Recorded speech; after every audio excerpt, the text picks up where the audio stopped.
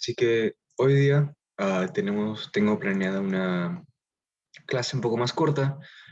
Nos quedan solamente dos capítulos y dos capítulos medio cortos en la unidad de economía. Así que vamos a terminar la unidad de economía para la próxima clase no poder comenzar la última unidad, la unidad de historia estadounidense, para no dividir los primeros capítulos de esa unidad. Y también para poder comenzar la próxima clase con un repaso de esta unidad de economía. Así que creo que va a ser bien corta la clase de hoy. Solamente tenemos dos capítulos y son dos capítulos que tampoco son muy largos, pero veremos. Ya. Así que el primer capítulo que vamos a ver es el gobierno en la economía nacional. No, vamos a ver un poco más de cómo actúa el gobierno en la economía. Hemos hablado en la última clase hablamos sobre la microeconomía y la macroeconomía, ¿no? Las formas en las cuales los individuos participan en la economía y como fuerzas más grandes, como compañías, como organizaciones más grandes participan en la economía. Ahora vamos a ver las formas en las cuales el gobierno directamente influye en la economía.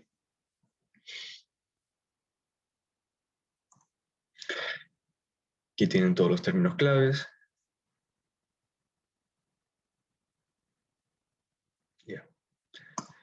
Así que, como vimos en términos de microeconomía, ¿no? A nivel individual, cada individuo, cada hogar tiene sus ingresos y sus gastos.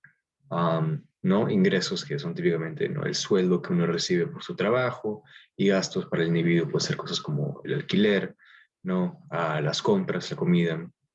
También existe eso mismo a nivel más grande de compañía, como vimos en la unidad de macroeconomía.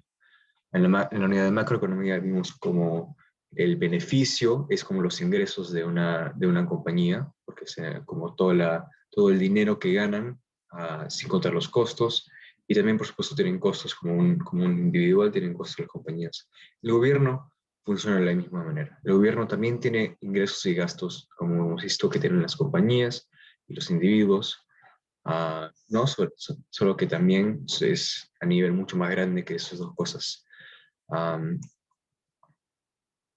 el gobierno tiene varias formas de ganar dinero. Acá están unas de las más importantes.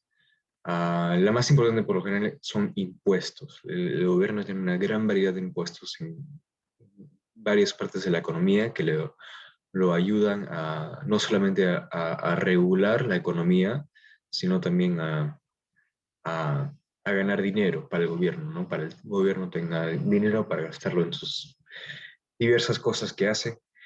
Ah, pero uno de los impuestos más comunes y más hablados es el impuesto sobre la renta, ¿no? Que es el porcentaje de dinero que se quita del sueldo de los ingresos de todas las personas. Y esto puede variar, puede depender mucho ah, depende sobre cuánto depende sobre en qué país vives, ¿no? Hay algunos países puede variar, puede ser como 10%, 15% o hasta 40% en ciertos países.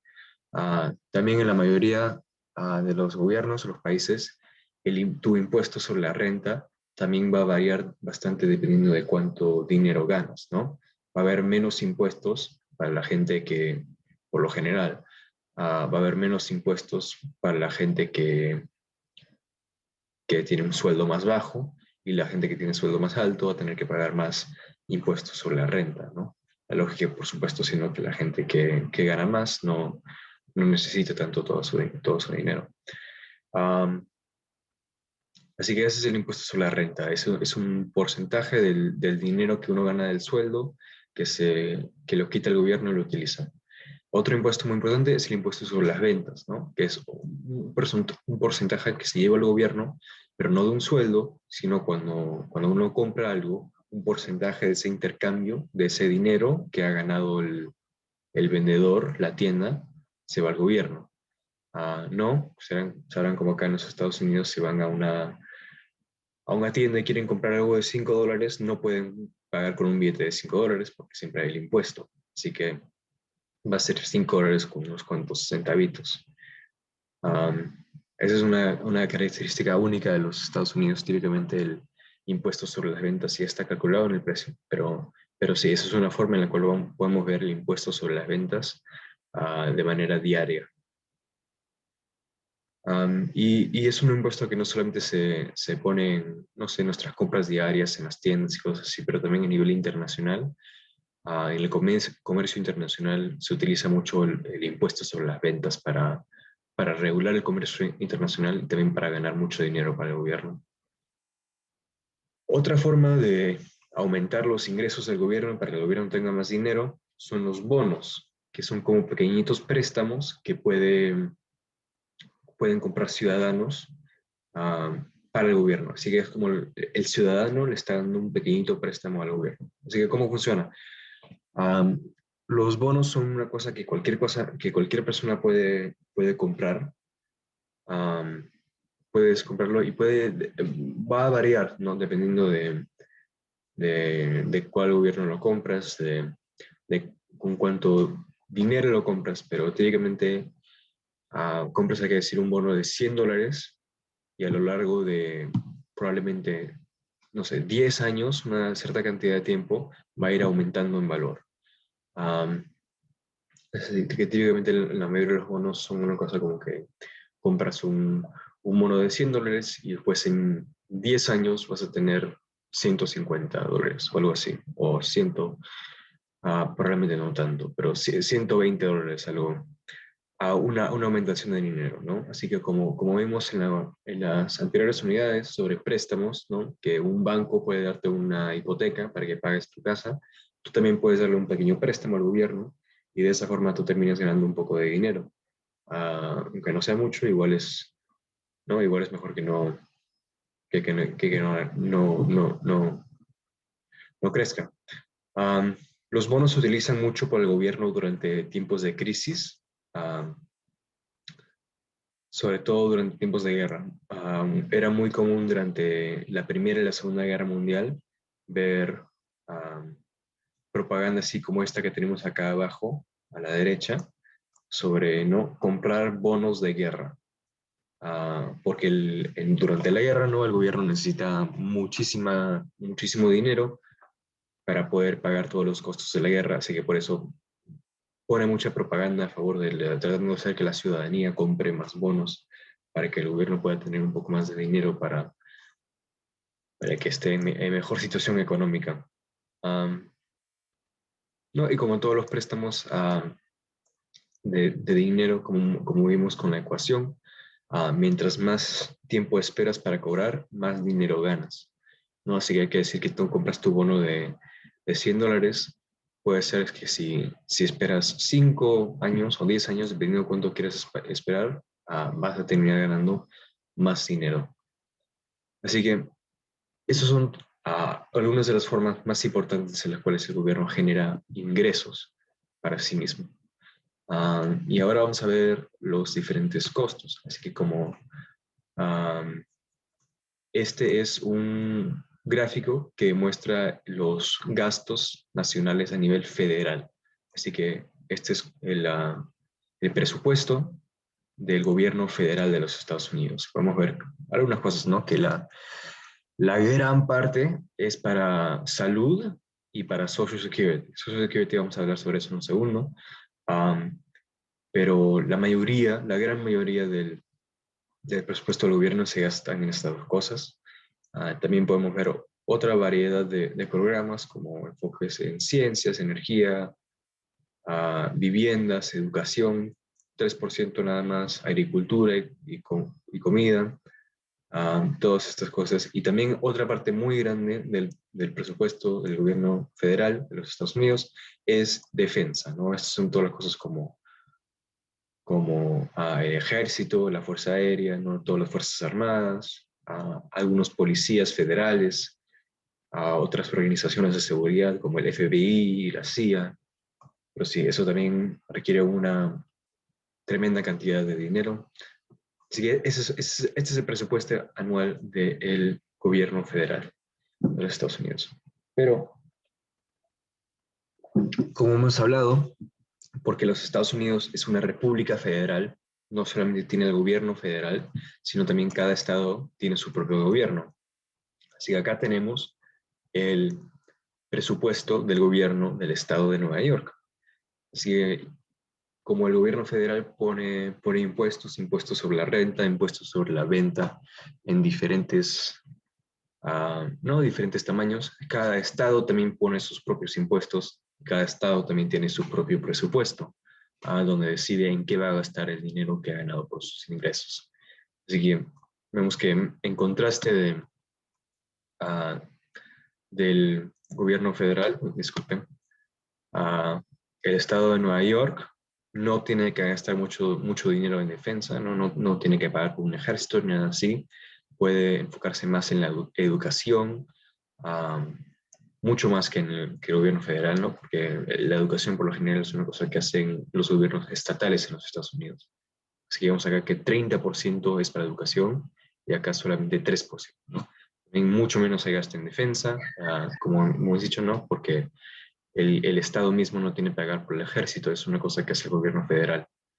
Y acá tenemos otras cosas, ¿no? Como salud, educación universitaria, uh, y otros diversas cosas, otros programas por los cuales paga el Estado de Nueva York. Pero no podemos ver que hay una gran diferencia entre las cosas en las cuales gasta dinero el Estado comparado con el gobierno federal. Y también, por supuesto, es esa escala mucho más pequeña lo del Estado, ¿no? El gobierno federal ingresa mucho más dinero y también gasta mucho más dinero. Um, Otro programa del gobierno que tiene que ver con la economía que hemos hablado es el Seguro Social. El Seguro Social o el Social Security Program es un programa que fue comenzado después de la gran crisis económica de los años 30 en los Estados Unidos, que es como un programa de ahorro para el retiro, pero requerido por parte del gobierno, ¿no? Funciona como un tipo de impuesto que todos ciudadanos o residentes de los Estados Unidos reciben, que una parte de tu salario, de tu pago, va a este programa de seguro social, y lo pagas siempre mientras vas trabajando en todos tus trabajos, siempre vas trabajando, y cuando llegas a los 60 años, ahí es cuando el gobierno decide que ese es tu edad de retiro. No te tienes que retirar, pero desde los 60 años, ahí desde entonces vas a tener la opción de recibir pagos de seguro social. Así que todavía estás pagando este impuesto, este programa, estás pagando proporción de tus ingresos y eventualmente a los 60 años, ahí ya tú empiezas a recibir ese dinero. Es como, no, como, es como un programa de ahorro para asegurarse que la gente tenga dinero cuando sea más vieja y no para que tenga esa opción de retirarse. Profe, Sí. disculpe que lo interrumpa. Está hablando de ya personas como de la tercera edad más o menos, ¿verdad? Que reciben lo del desempleo. Otra cosa, por ejemplo, yo conozco a personas que sus hijos reciben del social, eso es lo que yo no entiendo. Uh-huh. Hay hijos que reciben, o sea, son niños de 3 años, 4 años. Yo no sé por qué, si se supone que es como ya personas para ya, o sea, ya es para personas grandes ya. Uh-huh. Entonces no entiendo cómo es que los niños reciben también eso. Si se supone que es como un retiro. Sí, sí. Yo tampoco. Disculpe, pero no, yo tampoco había escuchado de un ejemplo como eso. A mí siempre me han enseñado que, ¿no? Como tú dices, Juana, que es una cosa de retiro para los más viejos. Yo no sabía que los niños podían recibir beneficios de Social Security. Pero también el Seguro Social es un programa muy específico, ¿no? Es diferente a otros programas de desempleo o de ayuda social que tiene el gobierno federal. Este es uno muy limitado, muy específico a este programa de ahorro para retiro. Puede ser que, bueno, por supuesto no sé la situación de la gente sobre la cual estás hablando, pero sí, el gobierno federal tiene muchos programas aparte del Seguro Social para ayudar a la gente, ¿no? El programa social solamente es, el seguro social, disculpen, solamente es uno de ellos. Y se supone que es solamente de lo que yo sepa, se supone que es solamente para los mayores de 60 años, para que puedan retirarse. para que no se tengan que preocupar de trabajar cuando están muy viejitos ya. Pero sí, no, disculpa, yo no creo que sea la respuesta a esa pregunta. Sí, gracias. Eso es como que yo he visto que reciben esa ayuda, los niños que reciben am, como terapias, puede ser también del habla, una discapacidad, no sé. Parece que es como que a los niños se les beneficia, pero no, la verdad no entiendo mucho sobre eso. Sí, sí, todos los programas, también como el gobierno estatal, ¿no? Como hemos hablado, porque el gobierno federal tiene sus programas, el gobierno estatal también tiene sus programas. Hay una gran cantidad de formas en las cuales los gobiernos pueden ayudar a la gente. Ah, pero sí, depende, puede ser bastante complicado a veces. Am, Creo que eso es todo por este capítulo. ¿Alguna otra pregunta sobre este capítulo? Sobre esto que acabamos de ver, seguro social, a los ingresos y los gastos del gobierno. Profe, yo sí quiero hacer como un pequeño comentario le quiero preguntar, ¿ve el dinero que está dando el gobierno ahorita? Se supone que, bueno, yo le diría dinero lavado, porque él puede hacer más dinero todavía y ayudar a más gente para que, para que se acomodara todo lo de la economía. Pero ¿por qué ellos no lo hacen? Si en vez de, o decir, para lo de health, o lo podrían usar para otro tipo, por decir, para lo de labor, porque por decir, mucha gente se quedaron sin trabajo. Es que yo no entiendo eso. ¿Por qué si ellos tienen el banco de reserva, por qué no lo hacen y ayudan a más gente con respecto a esto? Porque si ya sabían que era una pandemia y si van a dar dinero, ¿por qué en vez de hacerlo como ve Canadá, le está dando a todos? Bueno, yo 1,200 cada mes para por lo menos para los gastos de la renta y todo eso. Los Estados Unidos debería de tener algo más así, ¿no cree usted? ¿O usted qué opina? Sí, pues tiene razón, es un gran tema, un gran debate sobre la política, sobre todo ahora, como mencionas, con la pandemia, ¿no? Que por supuesto hay constante debate en el Congreso sobre cómo se debería cambiar esto, ¿no? Tal vez menos en defensa, más en salud, más en labor, más en educación, menos en Social Security, depende de diferentes políticos, tienen diferentes ideas y diferentes cosas que quieren hacer, ¿no? Una cosa muy común que hacen políticos de la derecha en Estados Unidos es cuando sea que se quiera gastar más dinero en cosas como Social Security, salud, labor, siempre dicen, uy, pero ¿cómo vamos a sacar el dinero para pagar por ello? Y siempre se puede armar una gran polémica en el Congreso, pero sí tienes razón al mencionar que muchos gobiernos han utilizado sus grandes reservas para ayudar a la gente de diferentes formas durante la pandemia. En los Estados Unidos no lo ha hecho tanto como otros países, pero ah, eso es, eso es por una variedad de razones. No tiene mucho que ver con esa política de que hay, pero ¿cómo vamos a pagar por esto? No sé qué, que muchos políticos de la derecha dicen acá en los Estados Unidos, ¿no? Del Partido Republicano. Um, pero sí, alguna otra pregunta, algún otro comentario sobre esto o cualquier otra cosa que hemos visto? No, profe, gracias. Muchas gracias a usted. Ya, bueno, entonces si no hay nada más, entonces vamos a la última unidad um, de economía, lo cual es sobre el comercio internacional.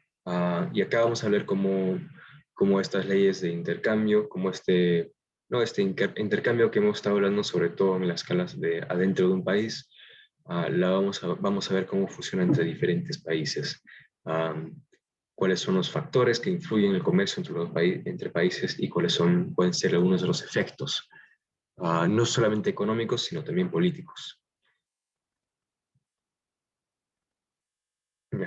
entonces comenzamos. Así que aquí tenemos una definición del comercio, pues el intercambio de lo que no se necesita por lo que se necesita. Es bien parecida a lo que vimos al inicio de esta unidad, cuando vimos la definición de la economía, ¿no? Que la economía existe, el intercambio se existe cuando alguien tiene mucho de algo, más de lo que necesita, y otra persona tiene muy poco de algo, menos, también más de lo que necesita.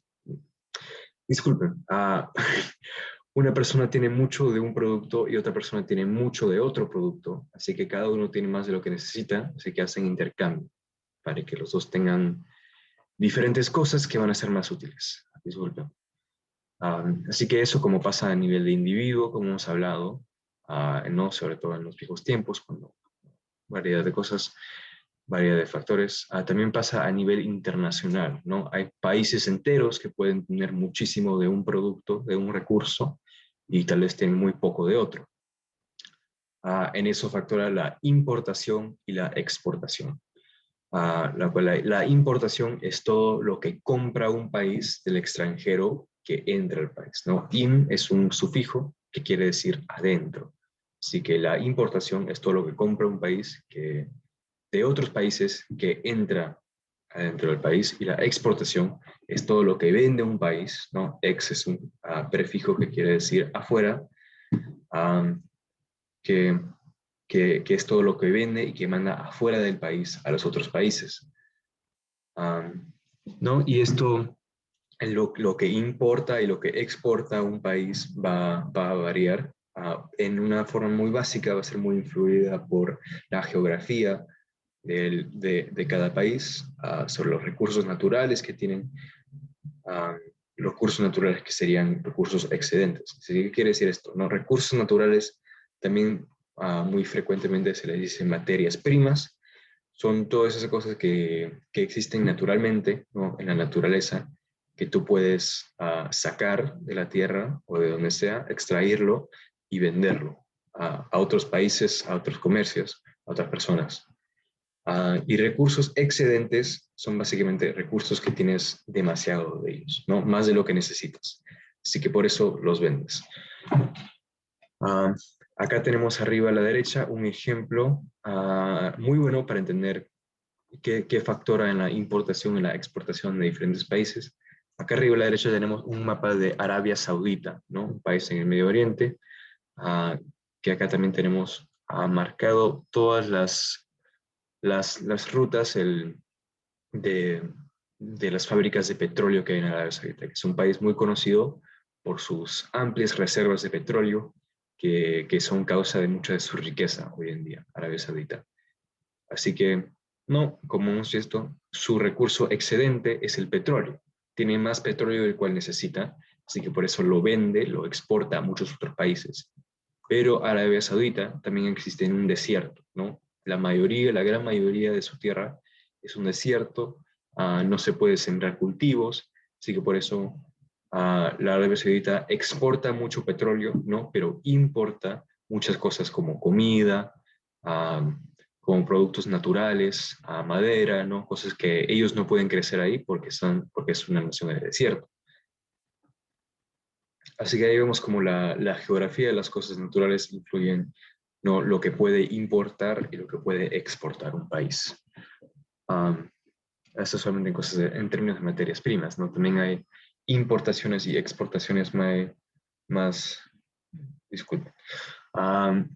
complejas, como tales productos industriales, autos, computadoras, pero eso va a depender, pero sobre todo la geografía se ve su influencia se ve cómo influye a la exportación de recursos naturales, ¿no? Porque los recursos naturales que tiene un país es una cosa que se define obviamente por la geografía, ¿no? Eso es una cosa que no puedes cambiar.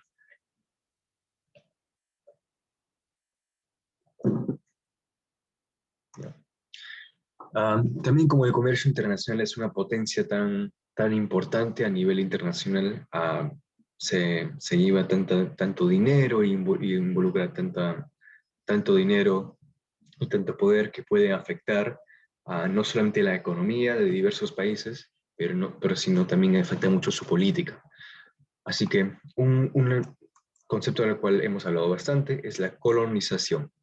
La colonización se podría ver como se podría ver de otra forma como un tipo de comercio internacional forzado, en la cual el país imperial, el imperio, está yendo a otro país que está colonizando y lo está forzando básicamente a vender todos sus recursos naturales.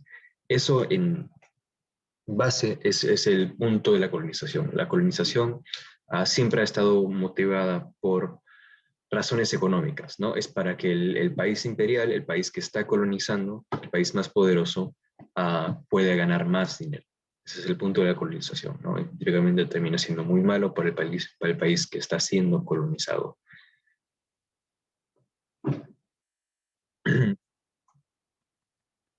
Um, pues sino como, bueno, en fin, siempre esa cosa, ¿no? Que el colonizador controla el comercio del país colonizado por completo y típicamente lo utiliza ese control para beneficiarse económicamente el país colonizador.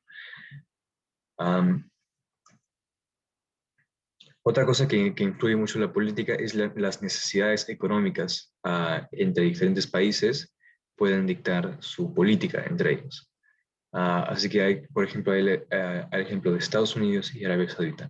Estados Unidos y Arabia Saudita tienen muchas diferencias políticamente. Tienen gobiernos muy diferentes, tienen ideologías muy diferentes, muchas veces tienen intereses muy diferentes.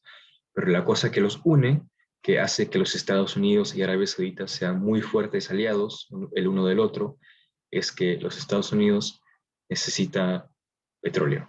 Y como Arabia Saudita tiene harto petróleo, tiene muy grandes reservas de petróleo, entonces eso hace que los Estados Unidos tenga que llevarse bien con Arabia Saudita. Así que a pesar de que tiene muchas diferencias de ideología, de política, de intereses, muchas veces, a pesar de todo eso, igual son muy fuertes aliados los Estados Unidos y Arabia Saudita. ¿Por qué? Porque los Estados Unidos necesitan los recursos naturales de Arabia Saudita, su petróleo. Pero esto también puede pasar en una variedad de situaciones, ¿no? Porque, bueno, sé, cualquier cosa como, hay que decir que hay un conflicto entre dos países, pero un país necesita los recursos que tiene el otro país, entonces no se van a hacer la paz, van a encontrar un acuerdo para poder comenzar ese comercio que sería bueno para ambos.